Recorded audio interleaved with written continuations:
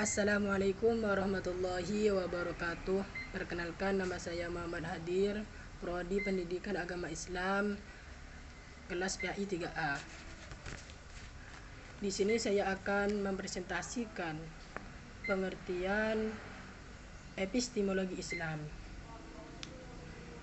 Istilah epistemologi berasal dari bahasa Yunani yaitu episteme, yang berarti knowledge atau pengetahuan. Sedangkan logos yang berarti ilmu. Menurut KBBI atau Kamus Besar Bahasa Indonesia, istilah epistemologi diartikan suatu cabang ilmu filsafat tentang dasar-dasar dan batas-batas pengetahuan. Pengetahuan tersebut diperoleh manusia melalui akal, panca indera dengan menggunakan banyak metode, di antaranya metode induktif, metode deduktif, metode positif, metode kontemplatif, dan metode dialektis. Pengertian dari istilah epistemologi sangatlah beragam dalam pembahasan ilmu filsafat. Istilah epistemologi dikenal sebagai subsistem dalam filsafat.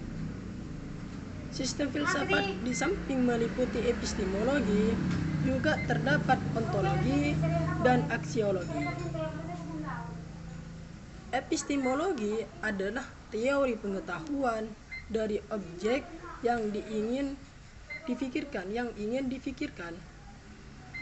Jadi sehingga menurut tokoh ahli ilmu filsafat Abdul Munir Mulkhan mengatakan bahwa epistemologi adalah segala macam bentuk aktivitas dan pemikiran manusia yang selalu mempertanyakan dari asal muasal ilmu pengetahuan itu diperoleh. Sedangkan menurut RBS Furdianto, istilah epistemologi adalah ilmu filsafat yang mempelajari tentang pengetahuan, atau bisa disingkat dengan istilah filsafat pengetahuan. Dari pengertian yang dijelaskan dari tadi menunjukkan bahwa epistemologi bersangkutan dengan hal-hal yang berikut. Yang pertama, filsafat yaitu suatu ilmu yang berusaha mencari hakikat dan kebenaran ilmu pengetahuan. Yang kedua, metode yang bertujuan mengantarkan manusia untuk mendapatkan hasil kebenaran pengetahuan itu sendiri. Dan yang ketiga, sistem, yaitu sistem sebagai tujuan atau yang bertujuan memperoleh realitas kebenaran pengetahuan itu. Sedangkan pengertian Islam adalah agama yang ajaran-ajarannya diwahyukan oleh Allah Subhanahu wa taala kepada manusia melalui Nabi Muhammad SAW yang diutus untuk menyebarkan agama Islam. Menurut bahasa, kata Islam berasal dari kata Islaman yang berarti keselamatan, perdamaian, dan berserah diri kepada Allah Subhanahu wa taala. Sedangkan pengertian Islam menurut Maulana Muhammad Ali dapat dipahami dari firman Allah Subhanahu wa taala surat Al-Baqarah ayat 208 dan surah Al-Anfal ayat 61, yaitu ya ayyuhalladzina amanu dkhulu fis-silmi kaffah wa la tattabi'u khutuwati syaitan innahu lakum aduwwum mubin. Dan wa in janahu lis-silmi fajnah laha wa tawakkal 'ala Allah innahu huwas samiul alim. Dari dua ayat di atas memberi pengertian makna bahwa kata Islam dari segi kebahasaan mengandung arti patuh, tunduk, taat, dan berserah diri kepada Tuhan dalam upaya mencari keselamatan dan kebahagiaan hidup, baik di dunia maupun di akhirat. Dengan demikian, pengertian dari epistemologi Islam adalah cabang ilmu filsafat yang membahas tentang ilmu-ilmu pengetahuan Islam dalam upaya bertakwa kepada Allah Subhanahu wa taala. Dan untuk memperoleh pengetahuan itu ada 3 sumber.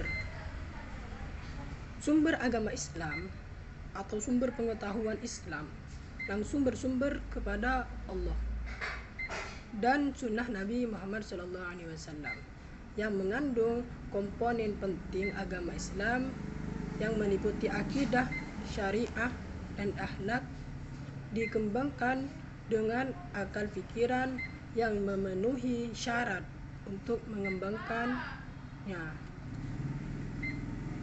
agar mudah dikaji dengan tujuan mudah dipahami umat manusia. Dengan demikian, sumber pengetahuan Islam selain bersumber kepada Al-Quran dan hadis, juga bersumber pada pengembangan akal manusia itu sendiri. Yang pertama, pengetahuan melalui wahyu.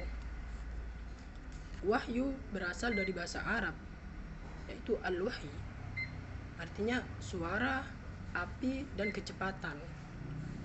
Selain itu, juga memiliki arti bisikan, isyarat, tulisan, dan kitab.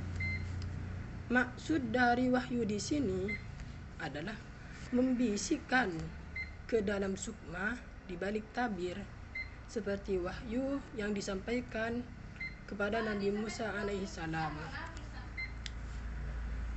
Dalam Islam, wahyu dikenal dengan istilah firman Allah Subhanahu wa taala yang disampaikan kepada Nabi Muhammad SAW yang tersimpan di dalam Al-Quran dengan berbahasa Arab. Semua yang terkandung dalam Al-Quran adalah benar dan kebenarannya tidak dapat dibantah oleh manusia.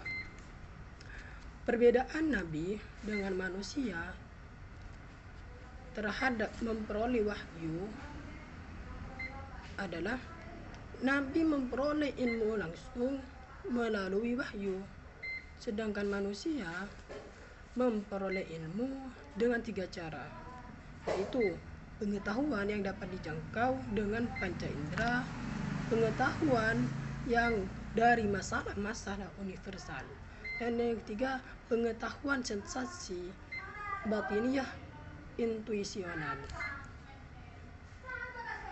Dan yang kedua, sumber pengetahuan Islam yaitu pengetahuan melalui akal.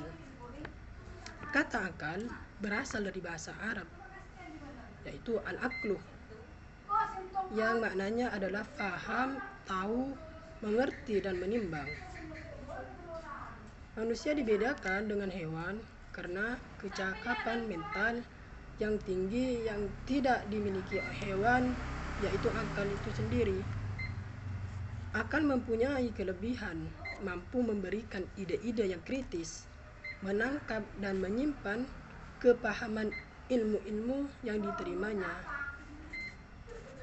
sehingga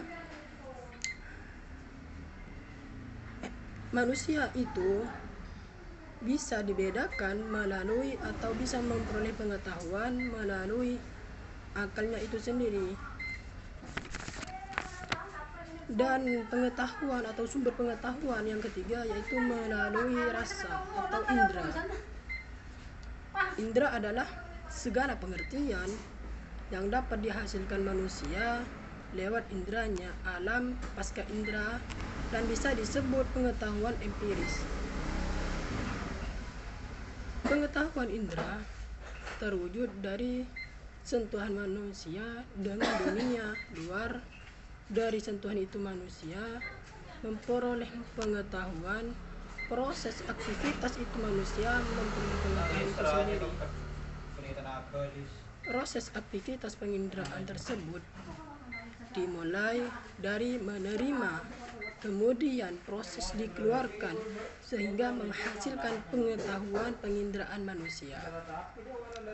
Dengan adanya indera manusia bisa menangkap hal-hal yang baru, keberadaan sifat dan karakteristik benda-benda di dunia ini, seperti halnya indera perasa, manusia bisa mengenal dimensi yang lain dari objek-objek dunia itu sendiri, yaitu sebuah rasa yang tidak dapat dilihat dan didengar indera lain, sehingga indera perasa tersebut mengetahui atau memperoleh suatu pengetahuan dari indera perasa itu sendiri.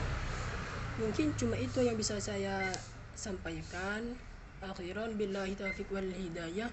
Wassalamualaikum warahmatullahi wabarakatuh.